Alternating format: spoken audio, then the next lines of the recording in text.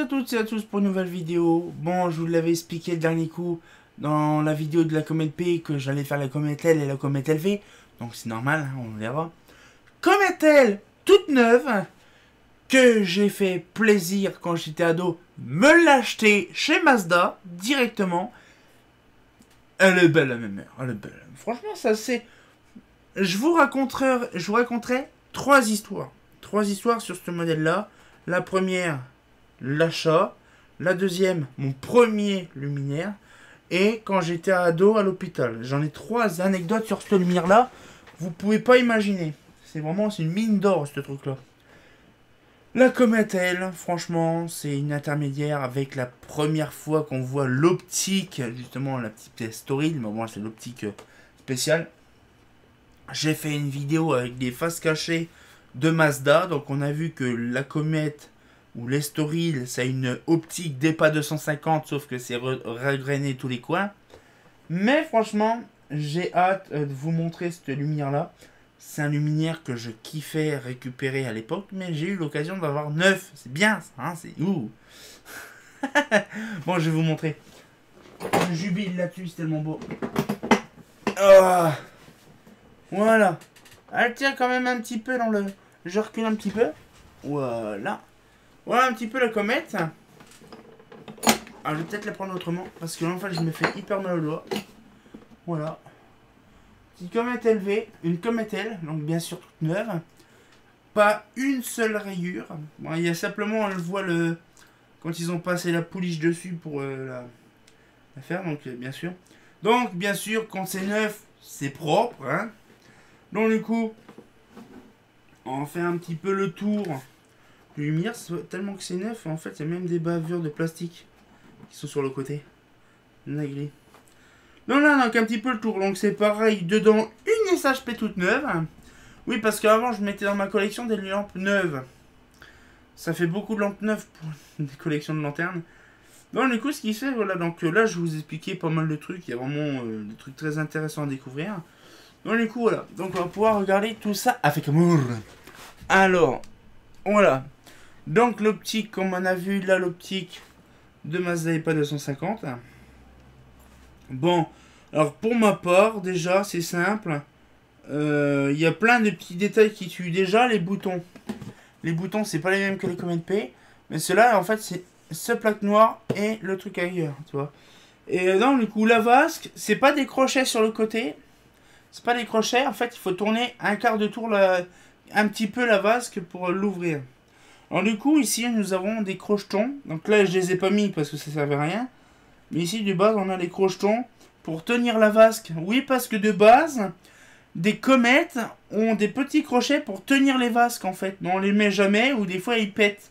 Donc c'est pour ça des fois on voit des vasques péter. Mais voilà, de base on a des petits crochets qui se mettent dans les petits trous à côté pour tenir la vasque quand elle est ouverte. Voilà, donc c'est pareil, c'est pas souvent qu'on les voit ces machins-là. Mais bon.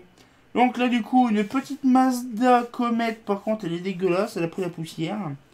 Donc là, le truc, le petit mort des familles qui est tout neuf en acier laminé. Mais franchement, là, donc du coup, un petit peu le truc. Alors, du coup, l'ouverture, c'est une dinguerie. Alors là, du coup, on va faire ça. On va ouvrir du sens inverse des aiguilles d'une montre, bien sûr.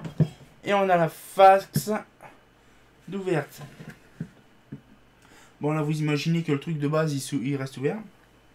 Voilà, donc là on va mettre la petite vasque par terre. Pour pas la péter. Alors, doucement, doucement mon enfant, doucement. Voilà. Donc là on le voit par exemple, déjà on voit le réflecteur. C'est pas optimum, hein, c'est pas réflecteur, vraiment réflecteur. On voit c'est une petite couche de métallisation. Parce que le réflecteur... C'est ça en fait que je vous disais par rapport au réflecteur dernière génération. C'est que les réflecteurs, ils sont pas la même conception. Donc du coup, là, en fait, le réflecteur, il est tellement satiné. On voit comment la tôle d'alu à travers la métallisation. C'est-à-dire qu'en fait, c'est vraiment à moitié métallisé. C'est pour ça que la plupart des réflecteurs, les comètes, ils sont complètement jaunis, ils n'ont plus rien dessus. Parce qu'en fait, les couches organiques pour le réflecteur, il est barré. Bon... Passons au sujet. Là, une petite masse, une Osram, bon PRC, alors ça change la fois avec la brésilienne. En 150 watts. Donc la douille, pareil, le même modèle. Bon, je pense que là, c'est une version typiquement aussi Philips. Non, ouais, Philips, parce que de l'année 2000, c'était Philips qui les fabriquait.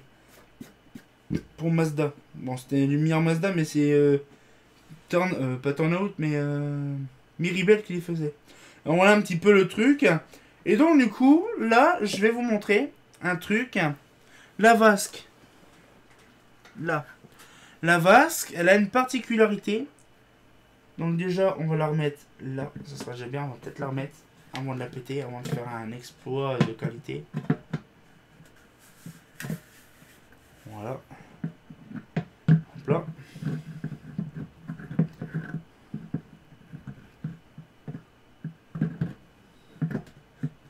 Ah, c'est comme ça, ouais. Hop là. Allez, dépêche-toi, mon enfant, dépêche-toi. C'est pas bien. Voilà. Et on remet. Voilà. La vasque, elle est mise. Maintenant, on va passer au palastre truching. Bon, il est neuf, hein. Il n'est pas violent que ça, mais bon. Alors, du coup, là, le même système qu'en bas. Donc là, je vais rabaisser. Ça sent bien. Voilà. Le même système que la fois. Là. Par contre, là, on le voit qu'on peut l'avoir en version que latérale. Ces modèles-là, on peut l'avoir qu'en version latérale. C'est bien dommage. Mais il y a une photo que j'ai en version top. C'est très rare. Donc là, après, on a des crochets sur les côtés pour tenir là, ici, le capot. Parce que le capot, c'est bien, mais tellement voilé de tous les côtés. Donc là, est-ce que ça me dit... Non, ça me dit rien là-dessus. Non. On voit, c'est vraiment du Mazda des dernières générations parce que c'est même marqué SGS 381. C'est même vraiment du Philips, quoi, qui les a conçus. Avec les moules de chez Mazda. Alors du coup, on va ouvrir le bestiau. Alors ça fait une paire d'années que je ne l'ai pas ouvert. J'ai hâte de revoir la bestiole. Donc là, on va ouvrir ça. Voilà. On voit ça. C'est sûr que c'est neuf parce qu'on a du mal à l'ouvrir. Voilà. Tada! Oh, c'est beau, hein, regardez. C'est beau quand c'est neuf, hein. Ah, petite machine qui pendouille. Donc là, voilà, donc pareil. Donc je sais pas pourquoi ils ont fait toute une armature avec des bordels partout. Un Philips, c'est pas étonnant. Par contre, c'est un peu le bordel, le câblage. Vous êtes d'accord avec moi? Le câblage, il est vraiment dégueulasse. Là, je suis vraiment déçu. Déçu, mais aussi pas étonné, quoi. Parce que, à la fin, ces modèles-là, comme c'était Mazda, Philips, ils s'en battaient totalement les couilles. Allez hop, on fait ça à l'arrache. Même regardez, même le domino, les mêmes barrés du support. Une dinguerie. Donc bien sûr un BSN 150L 427 ITS. Un SN58. Ah, le petit condo. Viens voir ici mon enfant. Février 2004. Février 2004. Ouais, je l'ai acheté en 2004 ou 2005. Donc c'est pas étonnant. Hein. C'est beau quand même. Après, bon, ça prend de l'âge. Et vous savez quoi? Je vais vous expliquer un truc. Vous savez la vasque qui est en dessous là? Quand on la livre dans le carton, parce que je pense qu'il y en a beaucoup qui savent pas, mais une comète, quand c'est neuf, la vasque, elle est à l'intérieur du capot. C'est pour ça qu'il y a une épaisseur. C'est en fait, quand elle est livrée, la vasque est à l'intérieur du capot et c'est refermé. Comme ça, elle n'est pas pétée la vasque. Et ça fait une gain de place de taré. C'est comme ça que j'ai eu ma lanterne, pareil, avec la vasque dedans. Donc c'est un truc vraiment dingue de savoir ça. Donc là pareil aussi les crochets, double crochet qui sont là pour plus de gourmandise pour que le réflecteur il se tienne. Parce que bon là il n'y a pas le même système que la Command P, mais là c'est pour tenir plus le réflecteur. Le réglage est louille par contre là on dirait que le truc est complètement déréglé. Alors, soit c'est moi qui l'a fait mais franchement j'ai fait ça débile. Parce que j'ai même... Voilà, on va remettre ça proprement. Voilà. Alors en fait, ce système-là, c'est pareil, c'est une douille. Une douille réglable. En fait, tu dévisses. Et après, il y a un joint ici. Et on peut régler suivant l'inclinaison, suivant la hauteur du luminaire. On peut régler cette douille super bien, sauf qu'elle est casse-couille, parce que quand avec la vieillesse, le plastique là, il part en chips. C'est bien dommage. Mais sinon, franchement, bon, à l'époque, les années 80, c'était la qualité. Bon, à la fin, Philips, c'était de la merde, mais bon, le luminaire en lui-même, dans les années 2000, ça allait, parce que c'était encore Mazda. C'est à peu près, un peu plus tard, vraiment dans les dernières années, vraiment que c'était différent. Mais après, je critique pas, je vous dis, le dernier coup, je vous l'ai dit, que justement, je faisais des critiques, on va dire, constructives. Vous savez quand même que moi, j'ai vraiment pas mal de passion pour la comète, hein, parce que ça fait des années que je cherchais ça depuis fort longtemps. Par contre, là, j'ai mon fichu capot. Ça, vous voyez, c'est vraiment le bordel. Non. Faut se mettre comme ça.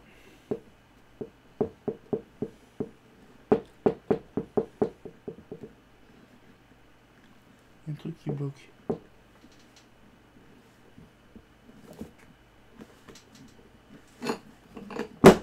Voilà.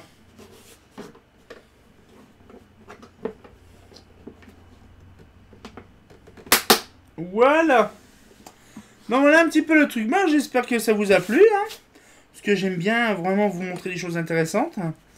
Donc du coup, les petites histoires de ce fameux lampadaire.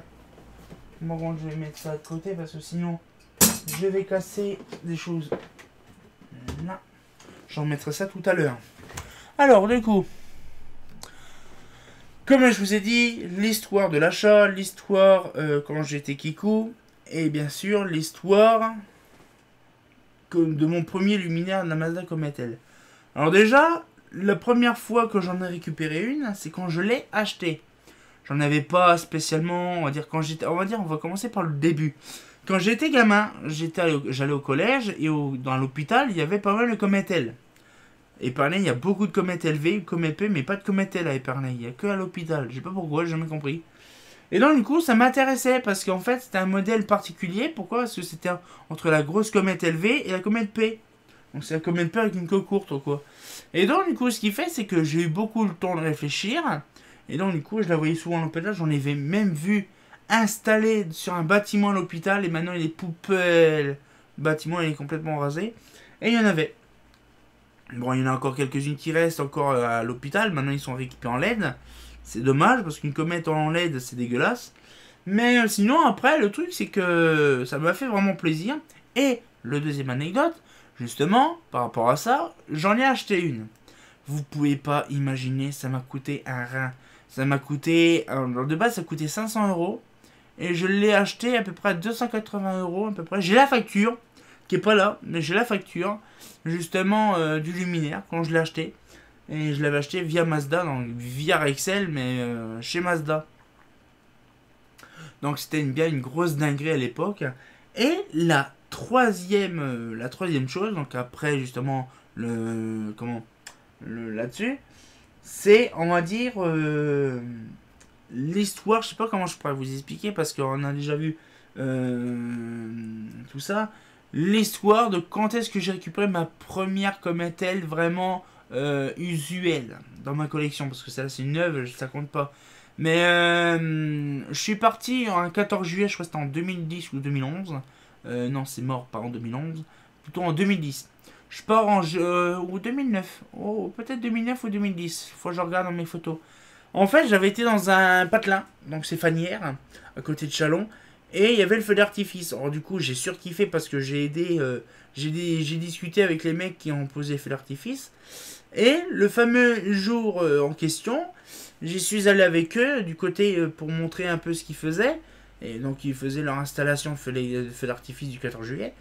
Et bizarrement, d'un autre côté, j'ai dit tiens, je l'ai pissé dans un coin. Et qu'est-ce que je vois? Une Mazda EPA et la Comet-L complètement déglinguée. Mais bon, elle était complète.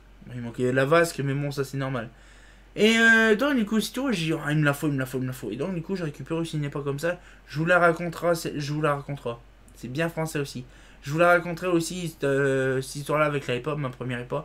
Mais ma première Comet-L, c'est pareil, je l'ai eu comme ça, la usuelle. Mais donc du coup, j'ai récupéré un week-end, j'étais avec ma mère la récupérer. Mais franchement, voilà. Donc la Comet-L, pour moi, c'est quand même un truc, c'est un sujet intéressant quand même. Hein. Donc du coup, on va pouvoir se laisser. Ça fait une grosse vidéo quand même, pas comme le dernier coup. Et on va pouvoir se laisser là-dessus. On se retient encore pour une nouvelle vidéo. Et comme tu as bien entendu, bah... ça me fait penser à un cosmonaute de ce truc-là. Hein. Ça fait pas faux.